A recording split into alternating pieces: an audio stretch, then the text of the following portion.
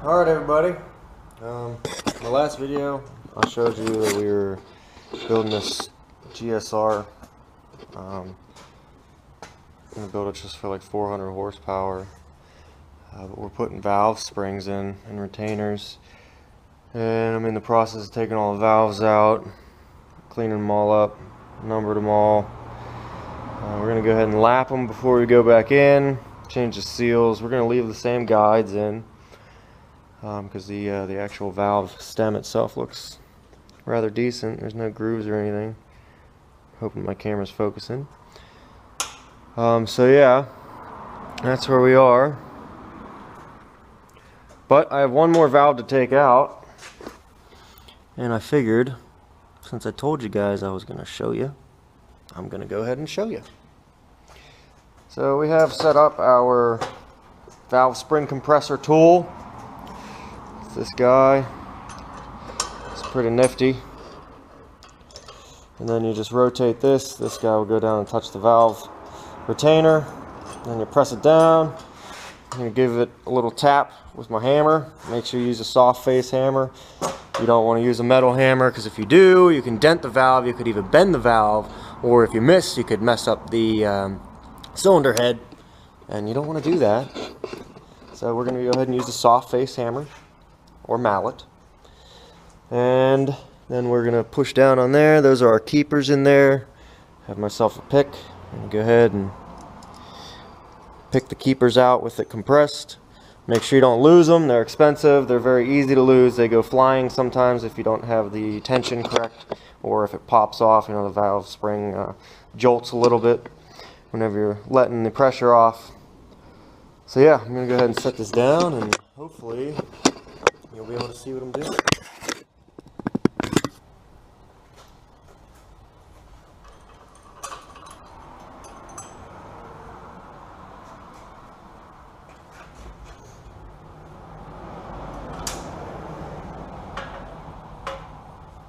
Okay, just a little bit. You don't want to open the valve a whole bunch and tap it. Just a real little bit. So keep pressure on so your retainers don't, or your keepers don't drop back down into the retainer. Go ahead, move our keepers out of the way. Okay.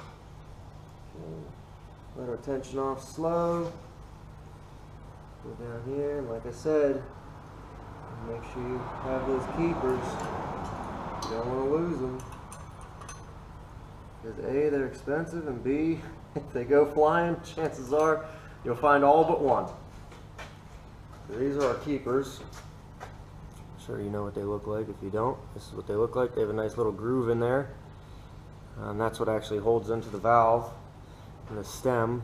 So they sit right like that, and then the retainer, that's what keeps the spring from throwing out. Okay, and then once we have those off, we can pull our spring out, spring and retainer. So this is the retainer, and these guys drop down into the retainer like so, and then that's what holds the valve together. The valve spring together keeps it tight against the seat. And we'll remove our valve. This is our valve here. Now, let's go ahead over to our wire wheel. We're going to go ahead and probably going to vibrate the heck out of you now. So you don't want to do this part, because this is, this is worn in for the guide per cylinder that it came out of. So you don't want to mess with this. Unless you're changing guides, then you can clean it up, but at the same time, I wouldn't clean it up with a wire wheel.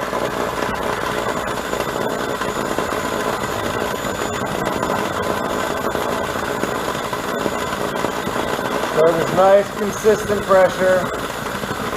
Move it up and down the stem evenly.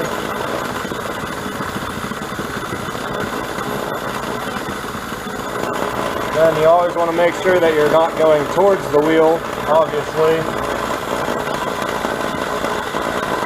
I'm just going to go ahead and rotate it around, nice and slow.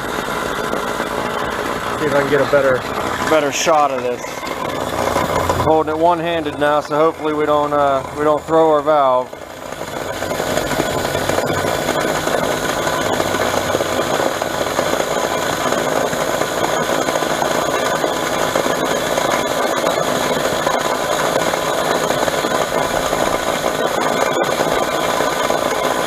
So just nice and slow, even pressure.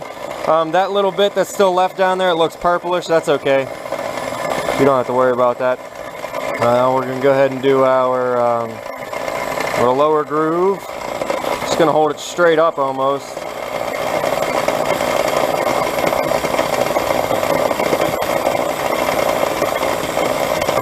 I think I went a little too fast this time. Yep, a little bit.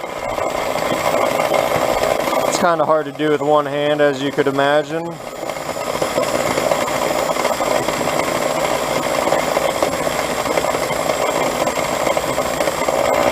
And then we would go and do our face, which you want to hold it up this way. You gotta make sure you rest your hand against something, because obviously you're fighting the wires. See how it started to jump there? So I'm gonna do this with two hands, but that's basically the method.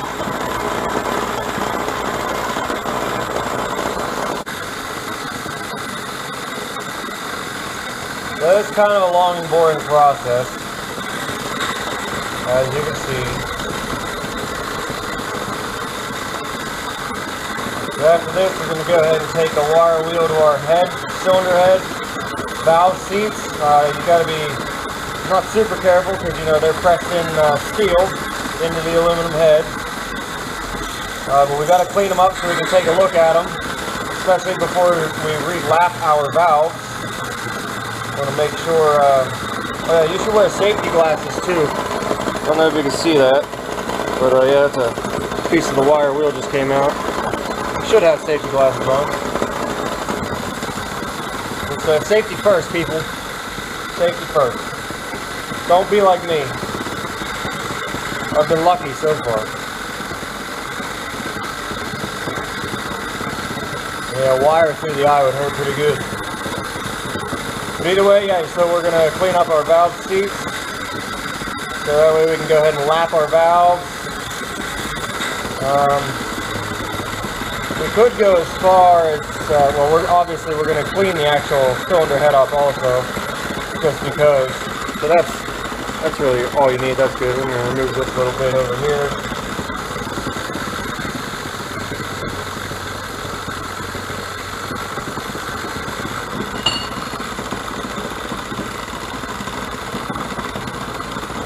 So yeah, there you have it. There's a cleaned up valve.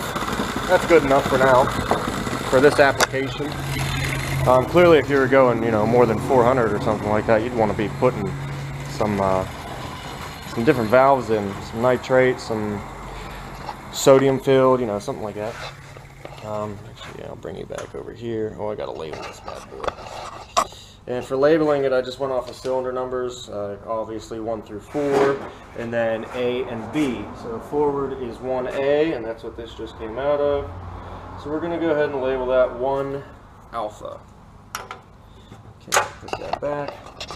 Okay, so let me remove our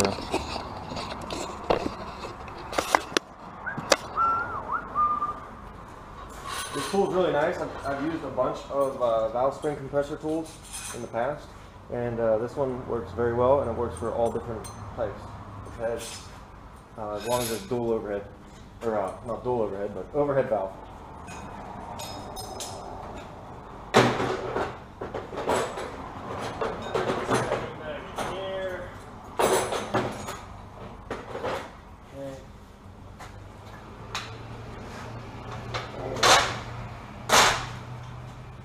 So now you can see our bare head, almost bare head. We still have our guides, our bottom spring retainer, and our seals. We're going to go ahead and change the seals. You're here, you might as well do it. If you don't do it, you're going to regret it whenever you start smoking. So we're going to do that. We're going to clean it up. We're going to throw it in our parts washer there. Clean her up a bunch. Let's see what the cylinder head, or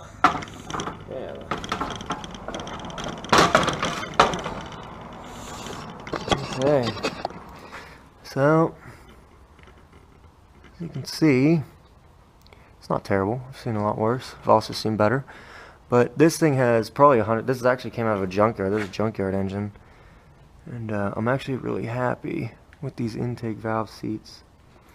The exhaust valve, I mean, you know, they always get beat up, but those actually look like they'll clean up pretty well. That one looks like it might be a little over.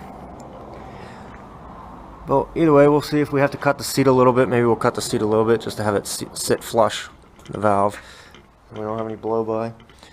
Help prevent float a little bit too. Yeah, you can see there's some buildup down there around the guides. We'll go ahead and get rid of all that. And yeah, so that's that for now.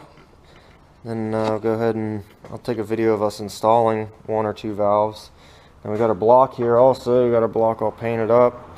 We're going to go ahead and we are going to take our pistons out so that we can gap the rings, because yeah, we don't want them to be running into each other whenever we start throwing some boost at this thing and heating everything up. So we're going to gap the rings, and yeah, that'll be another video. I'll show you how to do that if you're interested. Okay, well, that's it for now. We'll see you later. This is a P72 DOHC head, so it's out of a GSR Integra. Okay, see you. Alright, so we got our cylinder head all cleaned up. We went ahead and we relapped our valves, and we did some just port matching. Well, not really port matching, but we removed all the remnants, not all of it, but majority of it, from when the machine came down and bored the hole for the seats. We did that on the intake side. We're going to have to go back and do that on the exhaust side. We also went ahead and we actually ground down our guide only on the intake side, because we want it on the exhaust side to help dissipate the heat from the valve. But on the intake side, that should help with flow a little bit. I went ahead and painted it.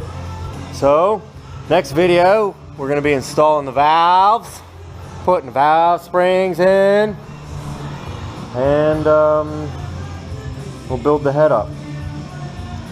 I'll make a little video of that too. So here we go. Now the block, or the head, matches the block. So that's good. Alright, well, more to come.